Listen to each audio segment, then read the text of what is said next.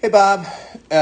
So this video right here, your backhand, I know you're talking about your forehand, but your backhand, one thing is, because it looks like you're in between, it'd be interesting when you're hitting this ball, do you think you're hitting top spin or slice?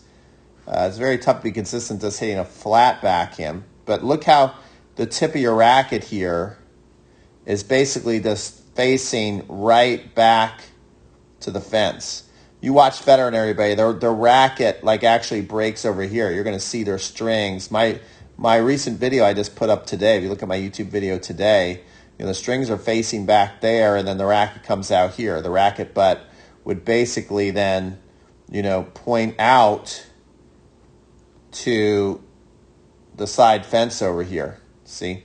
So that'd be one thing to work on, and you might want to move over a little more on your grip. So you see, you don't really get that. That's as far back as it gets. So then you kind of have to push and punch and swing through it. It's like three things looks like they're going on there. And it's going to be very, very hard to get a lot of rotation on the ball. See, you can see as you're hitting it, it's not really a slice-looking swing. It looks like you're trying to hit like topspin, but you can see as you're hitting the ball, the strings basically open up to your partner you're hitting with there, and then you got like this topspin follow through.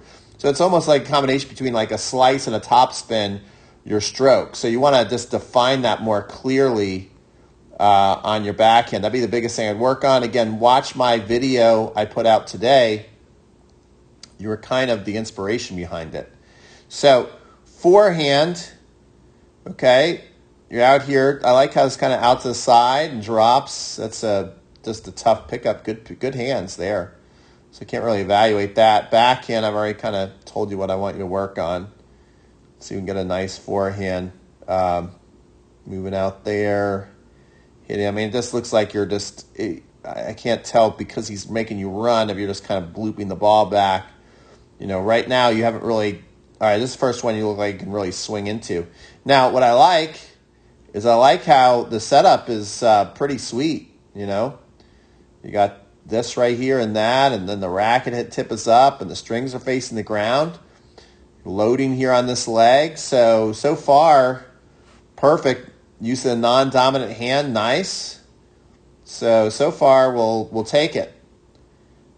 And then you come here. Yeah, see, you don't really relax. It never kind of gets into that lag position. So you want to maybe relax more there because it just kind of like tightens up from here. And then you got to kind of have to punch through the ball. See, and then it turns in. You went from looking like right here, it looks like you're going to load up and hit it and use your hip. But then once we come out of there, you change it. You see right here, it doesn't really ever get back. The racket butt wants to kind of come out there. And then you want to fire off the hip. The hip's not really, you want to still be laid back and really push into it. Doesn't really happen. And then from this point on, you basically turn your wrist over this way. You don't swing out to the target.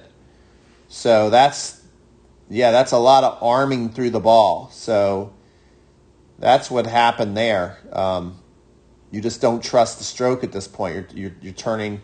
You don't get back in that laid back position. You hit it, and then you start arming the ball too much. And also, you're not using. I like to have the offhand engaged the whole time. You go back through that forehand challenge. You can see what I'm talking about. So that's really what's missing. Is the setup's not bad, but you see that? You see right here how you get really careful with your hand. How your hand starts to actually curl in this way instead of laying back that way. And then so you kind of like massage the ball and arm the ball. So you throw your elbow at it. That's really what's missing there, bud. So hopefully this makes sense.